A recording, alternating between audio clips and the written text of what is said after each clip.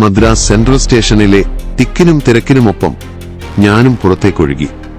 ഒരു പഴയനൂർകാരന്റെ പഴമനസ്സിൽ ഒതുങ്ങാത്ത വലിയൊരു മഹാസാഗരത്തിലാണ് വന്നുപെട്ടിരിക്കുന്നത്. നടുക്കടലിൽപ്പെട്ട നായയെപ്പോലെ ഞാൻ വട്ടം ചുറ്റി. ചുറ്റും നോക്കി. എങ്ങോട്ട് പോകും? ഇവിടെ കിഴക്കും പടിഞ്ഞാറും ഒന്നും മനസ്സിലാകുന്നില്ല.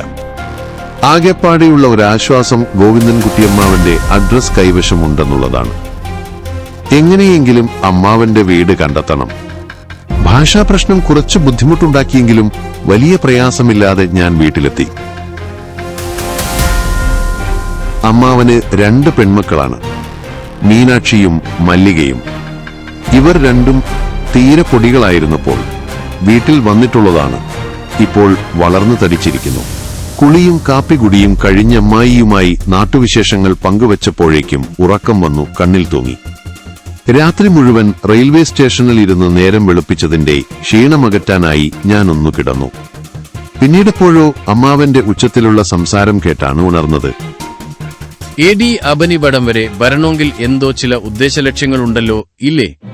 ബൻ സ്വന്തായിട്ട് ബന്നതാണോ അതോ ബനെ ആരെങ്കിലും ഇന്റെ അടുത്തേക്ക് പറഞ്ഞു വിട്ടതാണോ? എന്താപ്പേ ബന്റെ ഈ വരവിന്റെ ഉദ്ദേശലക്ഷ്യങ്ങളെ നീ ചോദിച്ചില്ലേ? ഇത്രയും ദൂരേന്ന് ആ കൊച്ചിങ്ങ് വന്നു കയറിയതല്ലേയുള്ളൂ. സാവകാശമുണ്ടല്ലോ. എന്നോട് എന്തിനാ ചോദിക്കണേ? നിങ്ങൾക്കങ്ങ് പോയി ചോദിച്ചൂടെ അനന്തരവന്റെ ഉദ്ദേശലക്ഷ്യങ്ങള്? അല്പസമയത്തിനുള്ളിൽ അമ്മാവൻ എന്നെ തേടിയെത്തി. 5 മിനിറ്റോളം എന്നെ വിചാരണ ചെയ്തതിനുശേഷം ഉടൻ തന്നെ വിധിയും പ്രഖ്യാപിച്ചു.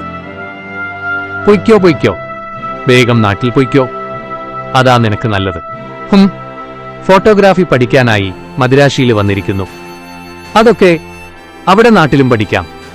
ഇവിടെ അതൊക്കെ വലിയ ചെലവുള്ള കാര്യമാ. ഞാൻ മിണ്ടാട്ടമില്ലാതെ അവിടെ തന്നെ ഇരിക്കുന്നത് കണ്ട് അമ്മാവൻ വീണ്ടും കയർത്തു.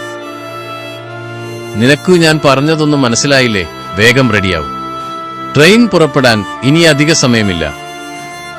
ഇനി അവിടെ നിന്നിട്ട് വലിയ പ്രയോജനമൊന്നുമില്ലെന്ന് മനസ്സിലാക്കിയ ഞാൻ മടിച്ച് ഭാഗം തൂക്കി വാതിൽപ്പടി വരെ എത്തി. പുറത്തേക്കിറങ്ങാൻ മടിച്ച് അല്പനേരം അവിടെ തന്നെ നിന്നു. എന്നാൽ കഠിന ഹൃദയനായ അമ്മാവൻ എന്നെ ബലമായി തള്ളി പുറത്തേക്കിറക്കി. അമ്മായിയും മീനാക്ഷിയും മല്ലികയും നിസ്സഹായരായി സഹതാപത്തോടെ എന്നെ തന്നെ നോക്കി നിൽക്കുകയാണ്. പാവങ്ങൾ. ഞാൻ ഒന്നേ നോക്കിയുള്ളൂ. അവരുടെ നിൽപ്പ് കണ്ടപ്പോൾ എനിക്ക് കരച്ചിൽ വന്നു.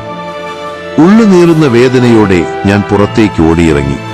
ഒരു ദിവസം അവിടെ താമസിച്ചിട്ട് പിറ്റേ ദിവസം പൊയ്ക്കൊള്ളാൻ പറഞ്ഞിരുന്നെങ്കിൽ എനിക്ക് ദുഃഖമില്ലായിരുന്നു. ഹൃദയവേദനയാൽ എന്റെ മനസ്സു തകർന്നു. ഇറങ്ങി വന്ന പടികളിലൊന്നിൽ ഞാൻ തളർന്നിരുന്നു. അച്ഛനും മുത്തച്ഛനും മരിച്ചതിനു ശേഷം ഫലത്തിൽ തനിക്കാരുമില്ല. ആകെയുള്ളത് യാതൊരു പിടിപ്പുമില്ലാത്ത ഒരമ്മ മാത്രം. ഉണ്ടായിരുന്ന കാശു മുഴുവൻ മറ്റൊരമ്മാവന്റെ കയ്യിൽ സൂക്ഷിക്കാൻ ഏൽപ്പിച്ചതാണ്. അന്ന് ആ അമ്മാവൻ അമ്മയെ പറ്റിച്ചെങ്കിൽ ഇന്ന് മറ്റൊരമ്മാവൻ തന്നോട് തരിമ്പു പോലും ദയ കാണിക്കാതെ തെരുവിലേക്ക് തള്ളിയിറക്കി വിട്ടിരിക്കുകയാണ്. എന്തായാലും നാട്ടിലേക്ക് മടങ്ങാൻ ഉദ്ദേശമില്ല. പിന്നെങ്ങോട്ട് പോകും? SSLC പരീക്ഷ ഡിസ്റ്റിങ്ഷനോടെ പാസ്സായ തനിക്ക് ഈ നഗരത്തിൽ എവിടെയെങ്കിലും ഒരു ജോലി ലഭിക്കാൻ വലിയ പ്രയാസമുണ്ടാവില്ല.